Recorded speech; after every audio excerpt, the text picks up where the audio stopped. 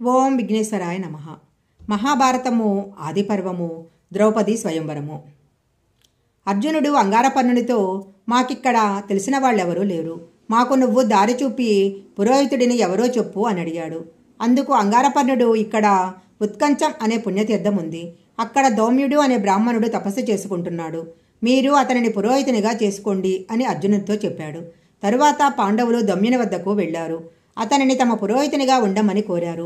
దౌమ్యుడు అందుకు సమ్మతించి పాండవులు కుంతీదేవి దౌమ్యుని వద్ద ఆశీర్వాదం తీసుకుని ఆయనతో సహా పాంచాల దేశానికి బయలుదేరారు. దారిలో మరికొందరు బ్రాహ్మణులు వారిని అనుసరించారు. పాంచాల దేశంలో వారంతా ఒక కుమ్మరి ఇంట్లో బస చేశారు. స్వయంవర మండపంలో అనేక మంది రాజులు ఉపస్థితులై ఉన్నారు. వారిలో ఒకరిని వరించటానికి కృష్ణ సిద్ధంగా ఉంది. దృష్టద్యుమ్నుడు మత్స్యయంత్రం గురించి రాజుల గురించి కృష్ణకు చెప్పాడు. స్వయంవరానికి దుర్యోధనాదులు, కర్ణుడు, భూరిశ్రవుడు, సోమదత్తుడు, శృతసేనుడు, అశ్వత్థామ, విరాటుడు, జరాసంధుడు, గంధరరాజులు, సాత్యకి, సాంబుడు, అనిరుద్ధుడు, కృతవర్మ, సుమిత్రుడు, సుకుమారుడు, సుదక్షిణుడు, యదు, వృష్ట, భోజ, అంధక వంశరాజులు వేంచేసి ఉన్నారు. ఆ రాజులతో కూడా సంభావనల కోసము బ్రాహ్మణ సమూహాలు కూడా వచ్చారు. అన్న బలరామునితో వచ్చిన శ్రీకృష్ణుడు పాండవులను గుర్తించాడు. కనుసైగతో యదువీరులను స్వయంవరంలో పాల్గొనవద్దని ఆదేశించాడు. ఒక్కొక్కరే స్వయంవరంలో పాల్గొని విల్లు కూడా ఎక్కుపెట్టలేకపోయారు. కర్ణుడు, శల్యుడు లాంటి వారు ఎక్కుపెట్టిన మత్స్యయంత్రాన్ని ఛేదించలేకపోయారు. అది చూసిన అర్జునుడు ధర్మరాజు వైపు చూశాడు. ధర్మరాజు వెళ్ళమని సైగ చేశాడు. సభాస్థలి వైపు వెళుతున్న అర్జునుని చూసి కొంతమంది, ఇతనికి ఎందుకు, ఇతని వలన ఏమవుతుంది అని చులకనగా చూసిన కొందరు బ్రాహ్మణులు మర్యాద కాపాడాలని వేడుకున్నారు.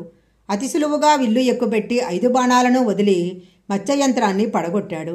రాజులంతా చేష్టలుడిగి చూస్తున్నారు.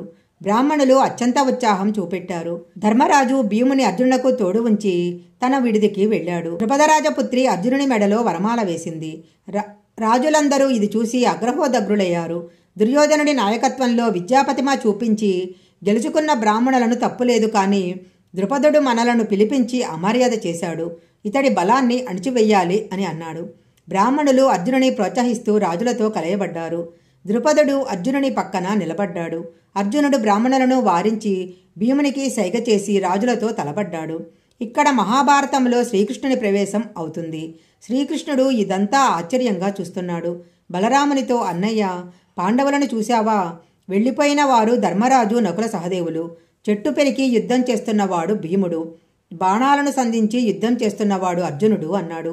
లక్క ఇంటిలో మరణించారని అనుకున్న వాళ్ళు ఇక్కడ కనపడటం బలరామునికి ఆశ్చర్యాన్ని కలిగించింది. కర్ణుడు అర్జునుని నైపుణ్యం చూసి, నన్ను ఎదిరించటం దేవేంద్రునికి, అర్జునునికి, పరశురామునికి తప్ప సాధ్యం కాదు, నువ్వెవరు అని అర్జునుని అడిగాడు.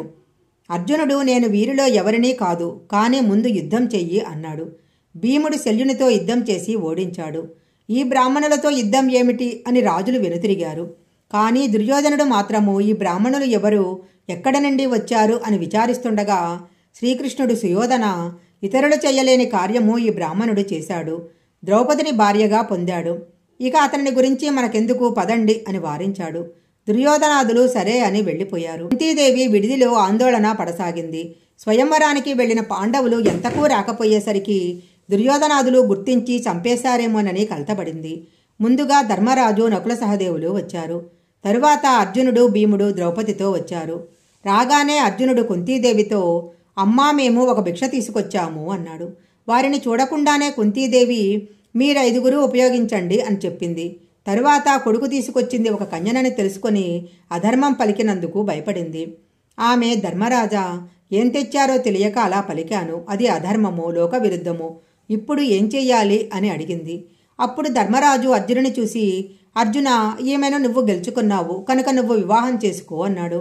అందుకు అర్జునుడు ధర్మరాజుతో, అన్నయ్య, పెద్దవారు మీరుండగా నేను వివాహం చేసుకోవటం ఉచితం కాదు, ఈమెను మీరు వివాహం చేసుకోండి అన్నాడు ధర్మరాజు.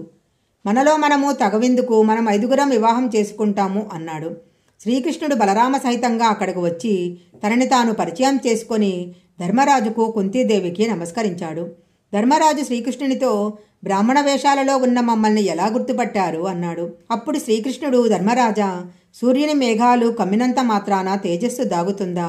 మీరు ఏ వేషంలో ఉన్నా మీ తేజస్సు మిమ్మల్ని గుర్తించేలా చేసింది. మత్స్యయంత్రాన్ని అర్జునుడు కాక మరెవరు ఛేదించగలరు? ఎలాగో లక్క ఇంటి నుంచి తప్పించుకున్నారు. మీకు శుభం కలుగుతుంది అని చెప్పి బలరామునితో వెళ్ళిపోయాడు.